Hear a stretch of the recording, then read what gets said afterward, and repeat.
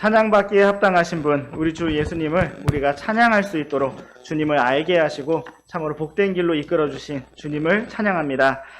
오늘도 우리가 주님 말씀을 통해서 주님 앞에 더 가까이 나오기를 원합니다. 이 시간 함께 보실 하나님의 말씀은 민수기 27장 7절 말씀입니다. 시작. 슬로브앗의 딸들이 옳게 말하니 너는 반드시 그들의 아버지 형제들 가운데서 그들에게 상속 재산 소유를 주고 그들의 아버지 상속 재산이 그들에게 돌아가게 할지니라. 아멘. 네, 저는 오늘 상속 재산을 주시는 분이라는 제목으로 하나님의 말씀과 은혜를 나누기 원합니다. 상속 재산을 주시는 분입니다. 우리 잠시 기도하고 시작하겠습니다. 참으로 놀라우신 하나님 아버지, 오늘도 우리에게 복된 시간 허락하여 주셔서 우리가 주님 앞으로 나올 수 있도록 이렇게 이끌어 주시니 참으로 감사합니다. 오늘 새해의 첫날 우리가 이렇게 모여서 주님을 경배하고 또 주님 말씀 앞에 나올 수 있도록 주님 이끌어 주셔서 참 감사합니다. 지난 한 해 동안 주님께서 신실하게 우리를 돌보아 주셨던 것처럼 새해에도 그렇게 우리를 넘치게 인도해 주실 것을 확신합니다. 참으로 새해에도 우리가 작년보다 조금 더 주님을 사랑하고 조금 더 주님께 순종하며 조금 더 주님을 사모하는 그러한 길로 한 걸음 한 걸음 더 나아갈 수 있는 참으로 값지고 가치 있고 복된 새해가 될 수 있도록 주님 날마다 매 순간 이끌어 주시기를 원합니다. 이 시간에도 우리가 주님 말씀 앞으로 모였사오니 주님께서 살아있고 권능이 있는 말씀으로 친히 우리에게 말씀해 주시고 우리들 한 명 한 명 만나 주시기를 원합니다. 이 시간을 주님의 강하신 손에 온전히 맡겨드리며 우리 주 예수 그리스도의 이름으로 기도드렸습니다. 아멘. 네, 오늘 말씀의 제목은 상속 재산을 주시는 분입니다. 성경 말씀에서 계시하여 보여주시는 살아계신 하나님께서는 온 우주 만물의 창조주이시고 모든 것의 근원이십니다. 이 세상에 지혜롭다고 하는 사람들이 아무리 온 우주가 우연한 대폭발로 창조된 것이라고 주장을 할지라도 우리는 이토록 규칙적이고 정교한 이 우주가 가장 지혜로우신 설계자 하나님의 작품인 것을 확실히 알고 있습니다.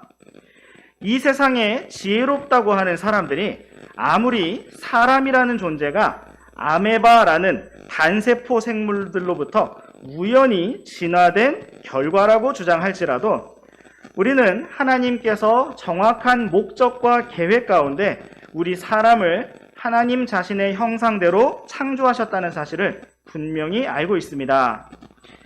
이 땅에서 사람들이 상상하여 만든 우상신들은 사람과 동등한 위치에 있는 것처럼 거래를 하고 재물과 복을 주고받는 관계에 있습니다. 그러나 성경에 나타난 우리 하나님께서는 사람에게 주시고 또 주시는 모든 것의 근원이시고 소유주이시며 풍성히 넘치게 공급하시는 무한하신 하나님이십니다. 하나님께서는 사람의 생명을 유지하는 데 필수적인 햇빛과 공기와 물을 값없이 제공해 주셨습니다. 사도 바울이 아테네의 마르스 언덕에서 선포했던 말씀처럼 생명과 숨과 모든 것을 우리에게 주셨습니다. 또 사도 바울이 루스드라에서 선포했던 것처럼 하나님께서는 사람들에게 하늘로부터 비를 주시고 결실의 계절을 주셔서 음식과 기쁨으로 우리 사람들의 마음을 채워주셨습니다. 그런데 이러한 좋으신 하나님께서 우리들에게 그 무엇보다 정말 주시고자 하시는 것이 있는데 그것은 바로 영원한 상속 재산입니다. 그러므로 주 예수님께서는 우리에게 무엇보다 먼저 첫째로 하나님의 왕국과 그분의 의를 구하라고 말씀하셨습니다. 그것을 구하라고 하신 까닭은 하나님 아버지께서 우리에게 정말 주시고자 하시는 것이 바로 주님의 왕국이기 때문입니다. 우리는 지금까지 민수기 말씀들을 통해서 하나님께서 이스라엘 자손들에게 약속의 땅을 상속하게 하시려고 백성의 수를 계수하게 하시고 또 레위 사람들을 따로 계수하게 하신 것을 보았습니다. 출애굽기에서부터 시작된 이스라엘 자손의 모든 여정이 바로 이러한 상속 재산과 관련되어 있었습니다. 오늘 우리는 특별히 요셉의 첫째 아들인 므낫세의 가족에 속한 슬로브앗의 딸들의 상속 재산에 대해 살펴볼 것입니다. 성경에서는 이 부분을 반복적으로 언급하고 있는데 이 내용이 어떤 면에서 중요한 것인지 또 우리에게 무엇을 보여주고자 하는지 우리가 함께 살펴보고자 합니다. 오늘 이 시간 우리가 하늘의 상속 재산을 더욱더 바라보고 소망할 수 있는 복된 시간이 되기를 원합니다. 이제 우리 함께 민수기 27장 1절에서 5절까지 말씀부터 번갈아서 읽어보시겠습니다. 그때에 요셉의 아들인 므낫세의 가족들에 속한 자들 중에서 헤벨의 아들이요 길르앗의 손자요 마길의 증손이요 므낫세의 4대손인 슬로브앗의 딸들이 왔는데 그의 딸들의 이름은 이러하니 곧 말라와 노아와 호글라와 밀가와 디르산이라. 그들이 회중의 성막 문 옆에서 모세와 제사장 엘리야살과 통치자들과 온 회중 앞에 서서 이르되 우리 아버지는 광야에서 죽었는데 그는 고라의 무리에 들어가 주를 대적하려고 함께 모인 자들의 무리에 들지 아니하였고 자기 죄 가운데서 죽었으며 아들이 없었나이다. 그러나 그에게 아들이 없다고 해서 어찌하여 우리 아버지의 이름이 그의 가족 가운데서 삭제되어야 하리이까? 그러므로 우리 아버지의 형제들 가운데서 우리에게 소유를 주소서 하매 모세가 그들의 사정을 주 앞으로 가져가니라. 네, 오늘의 말씀은 약속의 땅에 들어가서 차지하게 될 상속 재산을 요구하는 슬로브앗의 딸들의 모습으로부터 시작되고 있습니다. 1절 말씀에서는 요셉의 아들인 므낫세의 가족들 중에서 헤벨의 아들이요 길르앗의 손자요 마길의 증손인 또한 므낫세의 4대손인 슬로브앗의 5명의 딸들이 등장하고 있습니다. 딸들의 이름은 말라, 노아, 호글라, 밀가, 디르사였습니다. 슬로브앗의 5딸들은 2절 말씀과 같이 회중의 성막문 옆으로 찾아왔고 모세와 제사장 엘르아살과 통치자들과 또 온 회중 앞에서 정중한 요청을 하였습니다. 먼저 슬로브앗의 5딸들은 3절 말씀과 같이 자기 아버지에 대해서 간략하게 소개하였습니다.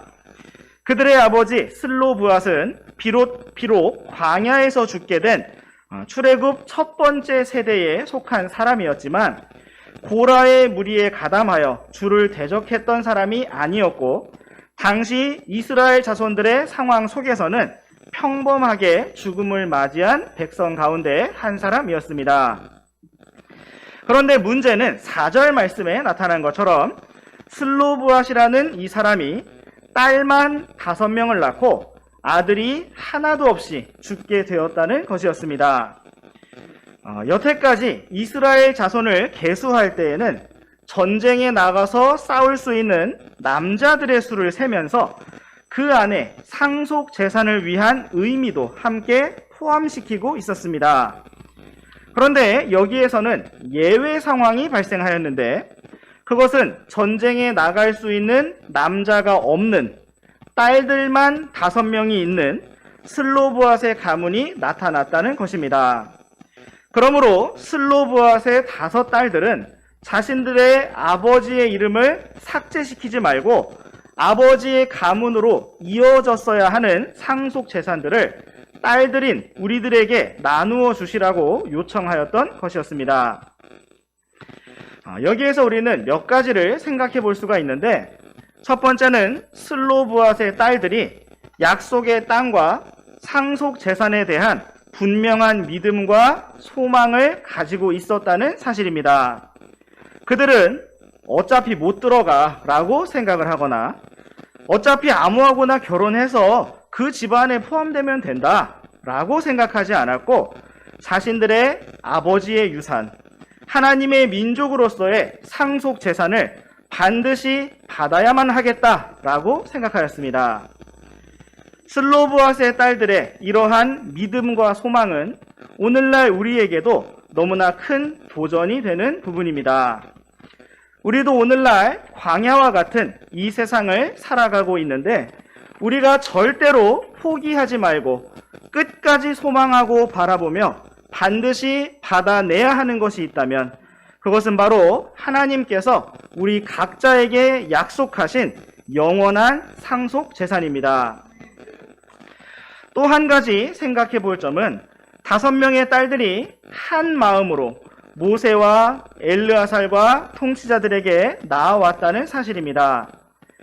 그들은 서로 의견이 다를 수도 있었고 동생들 중에서 나는 모르겠으니 언니들이 알아서 해 라고 말할 수도 있었겠지만 그렇게 하지 않았고 5명의 딸 모두가 한 마음, 한 생각, 한 목소리로 상속 재산을 요청하였습니다. 이처럼 우리도 한 몸으로 한 교회로서 주님을 따르는 가운데 하늘의 상속 재산을 향해서 함께 격려하며 끝까지 한 마음으로 나아가기를 원합니다.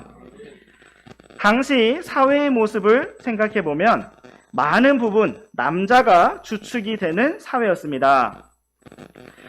농사나 사냥이나 공사나 전쟁이나 여러 가지 육체적으로 힘을 써야 하는 일들이 대부분이었기 때문에 남자들이 사회의 주축이 되었습니다. 그렇다면 하나님께서는 어떤 많은 사람들이 주장을 하는 것처럼 과연 남녀 차별을 하셨던 분일까요? 우리가 슬로보아스의 딸들의 경우를 살펴보면 그렇지 않았다는 사실을 알 수가 있습니다. 물론 하나님께서는 질서를 세우셨고 명확한 구분을 두셨습니다. 그럼에도 불구하고 하나님께서는 슬로보아스의 딸들의 정당한 요구에 손을 들어주셨고 상속에 관한 법을 정확하게 세워주셨습니다. 또 한 가지 우리가 여기에서 생각해 볼 수 있는 사실은 5절 말씀과 같이 모세가 그들의 사정을 주 앞으로 가져갔다는 것입니다. 모세는 뜻밖의 요청에 자기 생각대로 임의로 그 문제를 판단하지 않았고 그 문제를 가지고 주님 앞으로 갔습니다. 이와 같이 우리도 새해에 우리에게 다가오는 모든 크고 작은 문제들을 주님 앞으로 가져가서 묻고 응답받으며 그렇게 주님과 함께 길을 걸어가기 원합니다. 우리가 참으로 하나님께 순종하고자 한다면 주님께서 반드시 우리에게 응답을 주실 것입니다. 이제 우리와 함께 계속해서 이어지는 민수기 27장 6절에서 11절까지 말씀 번갈아서 읽어보시겠습니다.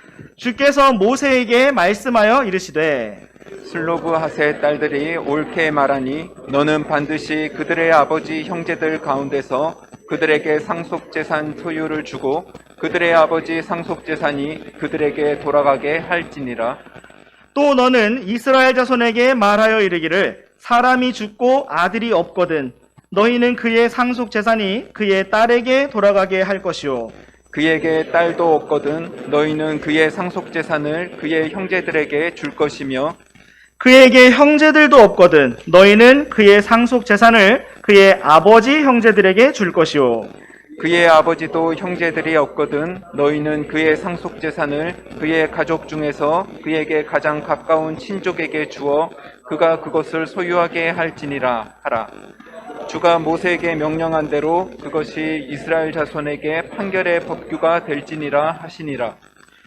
네, 주 하나님께서는 슬로브앗의 딸들이 옳게 말하였다고 말씀하셨습니다. 그러므로 하나님께서는 7절 말씀과 같이 반드시 그들에게 상속재산을 주라고 말씀하셨습니다. 웬만하면 줘라, 적당히 챙겨줘라 라고 말씀하신 것이 아니라 그들의 아버지의 상속재산이 반드시 그들에게 돌아가게 하라고 말씀하셨습니다. 또한 하나님께서는 그 외에 발생할 수 있는 모든 상황에 대해서도 말씀해 주셨습니다.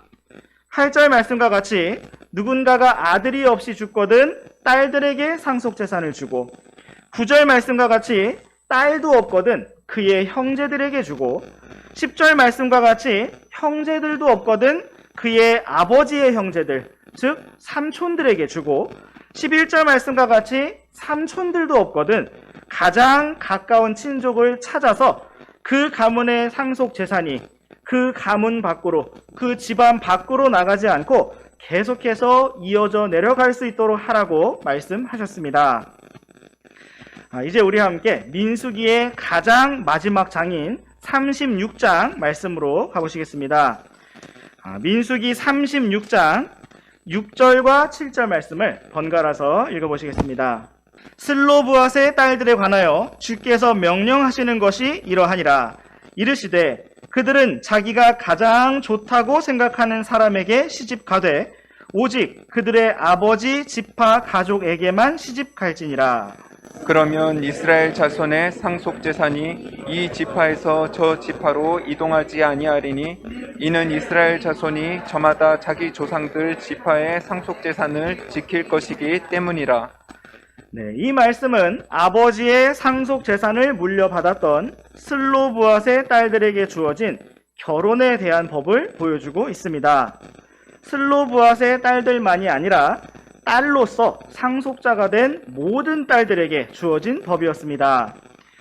이스라엘에게 주어진 상속 재산은 그들의 아버지의 이름에 따라 가문별로 주어졌고 또한 지파별로 주어졌습니다.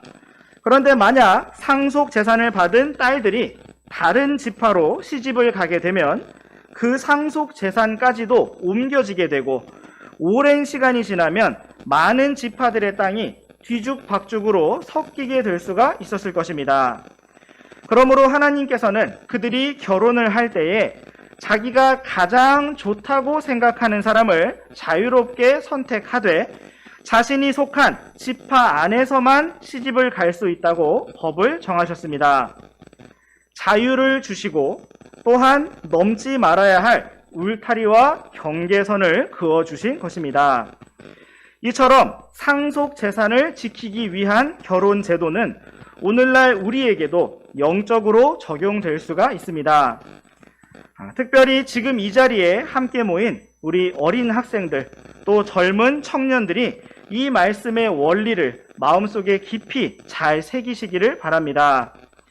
장차 우리 믿음의 자녀들이 부모님으로부터 이어받은 믿음의 유산과 하늘의 상속 재산을 잘 지켜내기 위해서는 오직 믿음 안에서 주 안에서 결혼해야 합니다. 마치 슬로브앗의 딸들이 오직 므낫세 지파 안에서 결혼을 해야 했던 것처럼 우리 믿음의 자녀들, 믿음의 형제 자매들은 오직 믿음 안에서 가정을 이루어야 합니다. 우리 함께 민수기 36장 10절 말씀도 읽어보시겠습니다. 시작. 슬로브앗의 딸들이 주께서 모세에게 명령하신 대로 그렇게 행하니라. 아멘. 이 말씀은 슬로브앗의 딸들의 멋지고 아름다운 순종을 보여주고 있습니다. 그들은 모세와 엘르아살 앞에 와서 당당하게 상속 재산을 요구했던 것만큼 그렇게 당당하게 하나님의 말씀대로 순종하며 걸었습니다. 자신들에게 주어진 소중한 상속 재산을 잃어버리지 아니하고 지켜내기를 원하였기 때문입니다. 우리도 역시 하늘의 상속 재산을 바라보는 하늘의 백성인 만큼 언제 어디서나 주님의 말씀대로 순종하며 담대하게 전진하기를 원합니다. 장차 주님 앞에 섰을 때 주님께서 기쁘게 주고자 하셨던 상속 재산을 기쁨으로 받을 수 있는 우리 모두가 되기를 원합니다. 오늘 우리는 상속 재산과 관련하여 등장하고 있는 슬로브앗의 5딸들을 살펴보고 있습니다. 슬로브앗의 딸들의 이야기는 민수기 말씀에서도 여러 번 많은 구절들로 비중 있게 다루어졌습니다. 슬로브앗의 딸들에 대한 언급은 장차 여호수아기에서 땅을 분배하는 과정에서도 또다시 언급되고 있습니다. 그렇다면 성경은 왜 이렇게 여러 가문의 많은 아들들이 어떻게 상속재산을 받았는지 보다 한 가문의 딸들이 상속재산을 물려받은 것에 대해서 더 많이, 더 자세히 기록하고 있는 것일까요? 그 이유를 우리는 주 예수 그리스도의 메시아 계보에서 찾을 수가 있습니다. 우리는 슬로보앗의 딸들보다 더 열악한 상속자의 위치에 섰던 한 사람을 성경에서 찾을 수가 있는데, 그 사람은 심지어 이스라엘 사람도 아니었던 모압 여자 룻이라는 사람이었습니다. 베들레헴 유다에 살던 엘리멜렉이라는 사람은 그의 아내 나오미와 그의 두 아들인 말론과 기륜을 데리고 모압 지방에 들어가 살게 되었습니다. 그들이 모압 땅으로 들어간 이유는 베들레헴 유다 땅에 기근이 들어 살기 어려웠기 때문이었습니다. 그들은 하나님께서 주신 상속 재산을 다른 사람에게 팔아 처분하고 모압 땅으로 넘어갔습니다.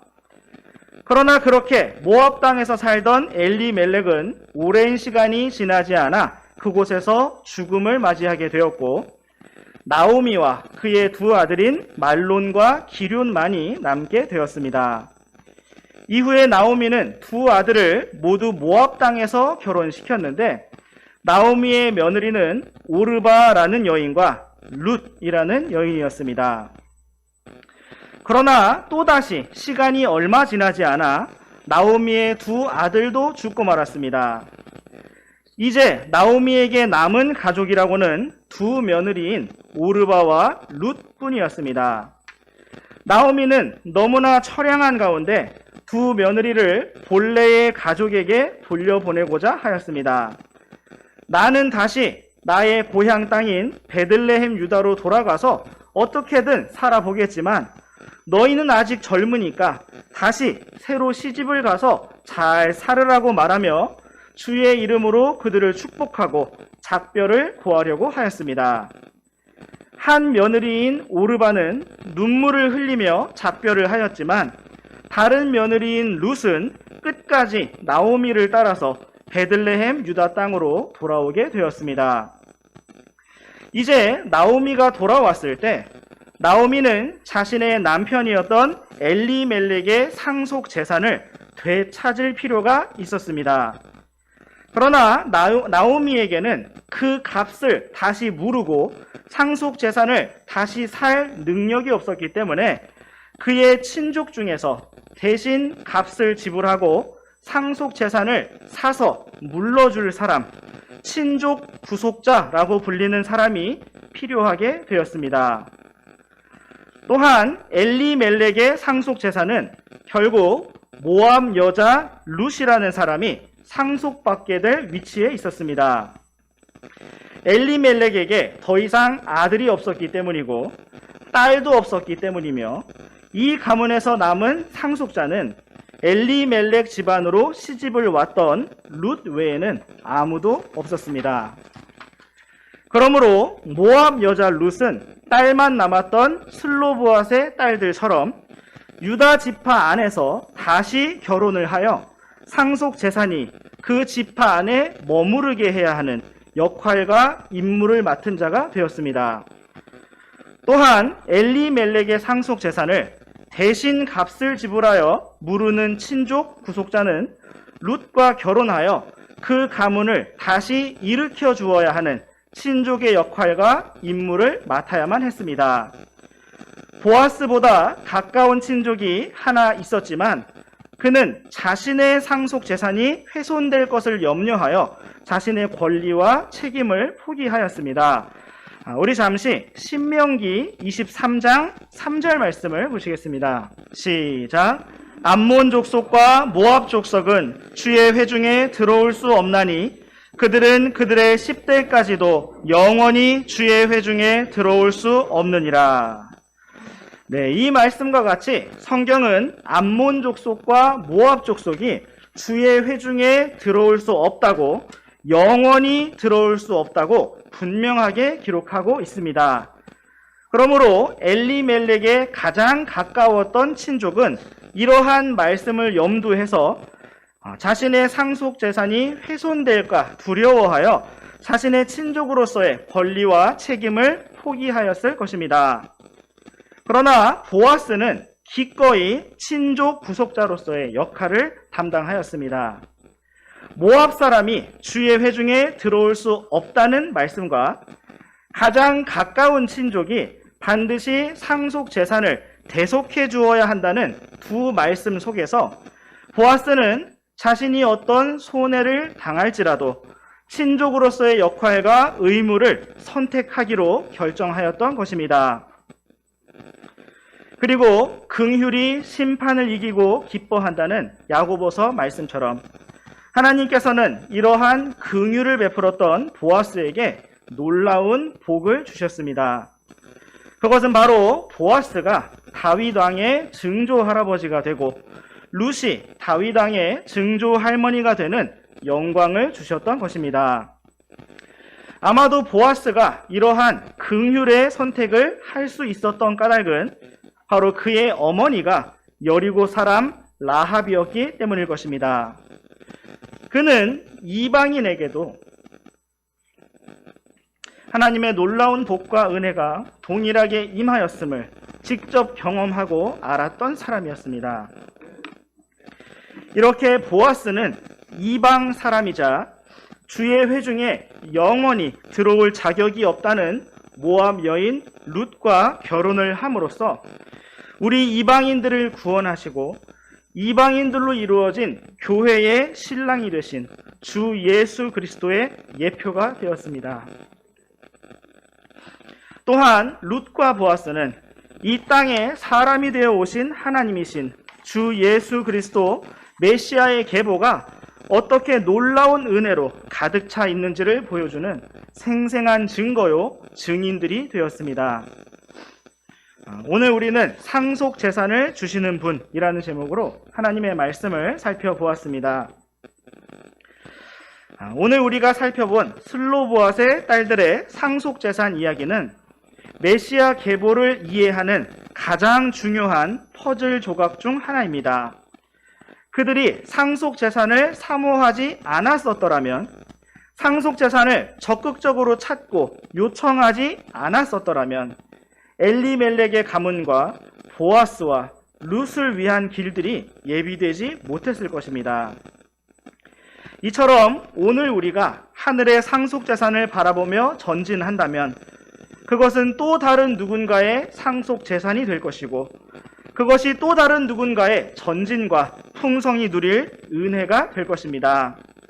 이제 우리에게 새해가 밝았습니다. 새해가 되었다는 것은 작년보다 우리가 주님을 만날 날이 1년 더 가까워졌다는 뜻입니다. 참으로 우리가 주님 앞에 서서 영광의 상속 재산을 받는 그 시간까지 믿음의 길을 포기하지 않고 물러서지 않고 더욱더 전진하며 끝까지 힘차게 나아갈 수 있기를 원합니다. 슬로보앗의 5딸들이 한 마음으로 그렇게 상속 재산을 요청하였던 것처럼 우리도 한 몸으로 한 교회로서 그렇게 주님을 함께 사모하고 바라보며 믿음으로 함께 전진하기를 원합니다. 기도하고 마치겠습니다.